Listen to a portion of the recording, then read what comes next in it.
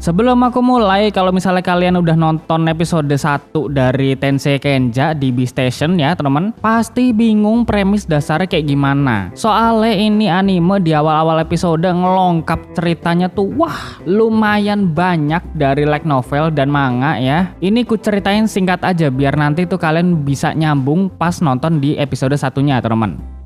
Cerita dimulai dari karakter utama kita bernama Sano Yuji yang bener-bener lelah dengan kehidupannya. Dia menjadi budak korporat yang sangat-sangatlah malang. Setiap hari kerja pasti tuh lemburan mulu. Bahkan begadang terus-terusan, waktu tidur tuh hampir gak ada gitu. Belum lagi lingkungan perusahaannya yang bener-bener suram. Banyak keegoisan dan pansos ke atasan agar naik jabatan secara cepat. Nah, suatu ketika dia iseng-iseng pengen main game di komputernya, tapi tiba-tiba muncul notifikasi. Pilihannya ada yes dan no. Kalau Yuji nggak jawab apa-apa, berarti akan langsung dipaksa masuk ke dunia lain. Nah, si Yuji mengabaikan notifikasi itu karena ya dia kira virus gitu kan. Yowes, karena Yuji nggak jawab apa-apa, dia langsung ditransfer masuk ke dunia game guys. 属性 HP ゲームのステータス Yuji langsung mendapatkan job class Beastamer dan dia pun menjinakkan slime di sana. Beastamer adalah job sampah di dunia ini guys. Bahkan dipandang sebelah mata ya sama kayak game-game MMORPG pada umumnya lah ya. Dan Beastamer cuma bisa jinakin doang kerjaannya. Lalu slime itu membawanya ke suatu gubuk kecil. Di sana Yuji menemukan sebuah buku yang bernama God's Grimoire atau Grimoire Penghancur atau Dewa Grimoire. Ya terserah kalian lah mau nyebutnya apa soalnya banyak guys. Setelah Yuji membacanya, dia langsung mendapatkan banyak skill dari buku Grimoire tersebut. Dan kelas keduanya pun muncul yaitu Sage. Kalau digabung namanya jadi Sage Tamer. Tapi job class utamanya tetap Beastamer ya guys. BTW di dunia game ini tuh gak ada yang namanya job class kedua. Kalau udah punya satu class ya wes itu aja gitu kan. Sedangkan Yuji ini beda sendiri ya. Setelah itu dia menemukan slime yang sangat-sangat banyak di sana. Dan karena kelihatannya itu slime pada seneng, ya wes dijinakin aja semua gitu kan sama Yuji guys. Setelah itu para slime pun membaca semua buku di gubuk tersebut. Dan sekarang Yuji mendapatkan banyak sihir berkat bantuan slime-slime tersebut. 賢者スライムが読んだら俺も覚えられたぞ Macem-macem sihirnya, apa aja ada gitu. Bahkan Yuji pun bisa milih gitu kekuatan yang dikeluarin tuh mau seberapa guys. Setelah itu dia pun keluar dari sana dan terlihat ada naga di hadapannya. Nah karena Yuji ini gak paham sama tingkat kekuatannya sendiri, jadi ya asal pilih aja gitu kan. Gak taunya itu naga langsung modar. Bahkan sedaerah-daerah hutannya kebakar sama sihir api Yuji. Kemudian Yuji pun menyimpan naga tersebut dan tanduknya tepat di dalam slime-nya. BTW Yuji ini bisa masukin apa aja gitu di dalam slime-nya. Storage slime itu gak terbatas sumpah. Berkat sihir dari buku-buku gubuk tadi gitu kan. Lalu terlihat MP Yuji yang minus buset dan itu berdampak kepada kondisi tubuhnya. Bisa aja kecapean atau pusing yang banget lah. Tapi ya si Yuji nggak terlalu masalah. Toh di dunia realnya dia juga udah jadi budak korporat kan. Oh iya satu lagi guys, kalau misalnya maksa pakai sihir tingkat tinggi pas MP-nya lagi minus ya, dampaknya bakal kena kurang di HP atau darahnya guys. Singkat ceritanya, dia mulai mempelajari satu persatu kemampuan apa aja yang bisa dia mengerti. Yuji juga sempat membunuh babi hutan langka banget di sana. Bahkan seharusnya itu hewan susah dibunuh gitu kan. Tapi kalau sama Yuji mah easy lah. Lalu babi itu pun dimasukkan ke slime storage lagi. Kemudian Yuji mencari sebuah kota dengan bantuan slime-nya yang diterbangkan ke atas. Nah singkatnya, setelah ketemu suatu perkotaan, dia berteman baik dengan seorang pria bernama Gale. Lalu Yuji pun mendaftarkan dirinya di guild petualang. Mbak Riri selaku pengurus di sana kaget karena Yuji adalah seorang Beastamer. Tapi Mbak Riri bisa menerima Yuji sebagai petualang di sini. ini. Proses pendaftaran juga butuh yang namanya duit ya, sebesar 150.000 koin emas. Maka itu Yuji akan menjual babi langka itu di sini. Jelas pada kaget lah, kok yo bisa gitu kan seorang beast-tamer bisa ngalahin babi ganas begini. Lalu babi ganas langka itu dihargai 300.000 koin emas. Yuji pun membayar biaya pendaftaran dan besoknya dia akan diuji kekuatannya.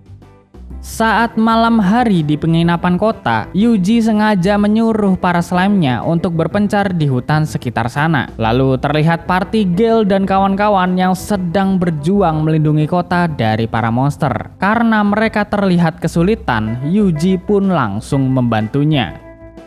Singkat cerita, Yuji membeli pakaian yang lumayan sederhana. Dia juga datang ke lokasi ujian dan ketika Yuji mencoba kekuatannya di bola kristal, langsung hancur itu buset. Saking banyaknya itu sihir yang dikuasai Yuji ya. Selanjutnya ujian sihir. Dengan gampangnya Yuji bisa hancurin batu tanpa adanya tongkat penyihir ya. Biasanya kalau kelas lain ingin memakai sihir, dia itu harus pakai tongkat guys. Tapi si Yuji ini nggak pakai, dia tuh cuma tinggal ngomong aja ntar sihir keluar sendiri gitu. Nah gara-gara itulah peserta lain pada kaget ngeliatin sihir Yuji ini. Oke, ujian berikutnya adalah berpedang. Yuji bisa juga melewatinya. Lalu ujian terakhir yaitu jaga malam. Jadi orang-orang tuh bikin tenda sendiri ya, terus abis itu jaga diri sendiri dari serangan musuh gitu. Singkatnya, Yuji berhasil menemukan seorang laki-laki bernama YS. Dan karena hal itulah Yuji akan diberikan penghargaan khusus. Soalnya selama bertahun-tahun si YS ini susah buat ditangkap. Bahkan ditemuin pas ujian akhir guild petualang ini pun ya susah gitu. Lalu akhirnya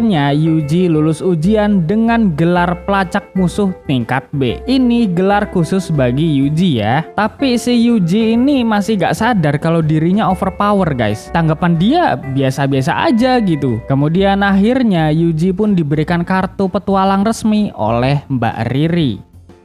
Singkat ceritanya lagi, sorry guys ini aku skipnya agak jauh, cuma nyari inti-intinya doang dari light novel dan juga manga. Oke kita lanjut. Ketua guild bernama Agis memberikan quest kepada Yuji untuk mengumpulkan bunga dryer yang ada di dalam hutan. Bunga dryer adalah bahan obat-obatan dan kota ini sangat-sangat butuh bunga tersebut karena stoknya udah makin menipis.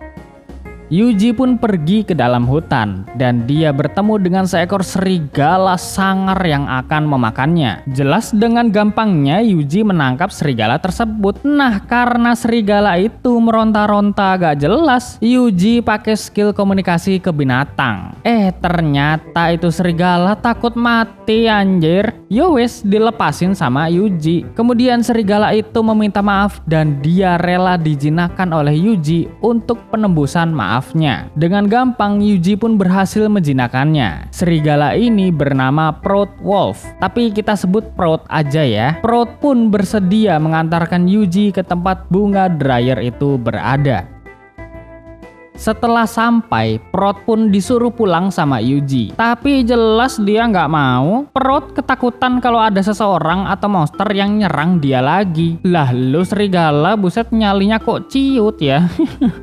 Yowes, Yuji pun menerima Proud sebagai temannya. Kemudian Yuji bertemu dengan slime-slime lagi di sana dan semua slime itu pun dijinakan. Nah, mereka semua membawa Yuji ke tempat Dryad, si roh hutan yang ada di gunung ini. Dulu banyak bunga dryer bertumbuhan, tapi sekarang udah nggak ada karena Dryad sedang dalam masa kritis akibat orang misterius yang membawa batu aneh ke hutan ini. Setelah bertemu dengan Dryad, singkatnya Yuji membantu memulihkan MP-nya dan Yuji juga membereskan masalah batu aneh tersebut. Yuji berusaha pakai sihir yang luar biasa dahsyatnya, tetap gak hancur-hancur itu batu. Yuji pun punya suatu ide cerdik. Dia mau menghilangkan kutukan atau efek atau sejenisnya dari batu tersebut. Dan ternyata cara itu berhasil guys. Tapi tiba-tiba batu tersebut mengeluarkan monster monster yang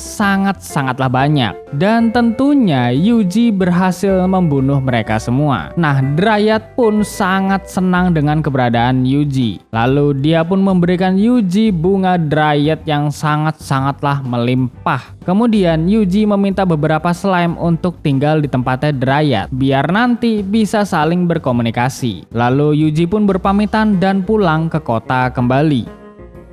Oke, itu aja bagian yang di skip dari episode 1 Tensei Kenja. Ini ku ceritain bener-bener singkat parah. Aku cuma ambil inti-intinya tok ya. Setelah nonton video ini atau baca manga dan light novel, pasti kalian tuh paham sama alur cerita yang ada di episode 1 Tensei Kenja. Ya wis, gitu aja. Aku langsung tutup videonya ya, teman-teman.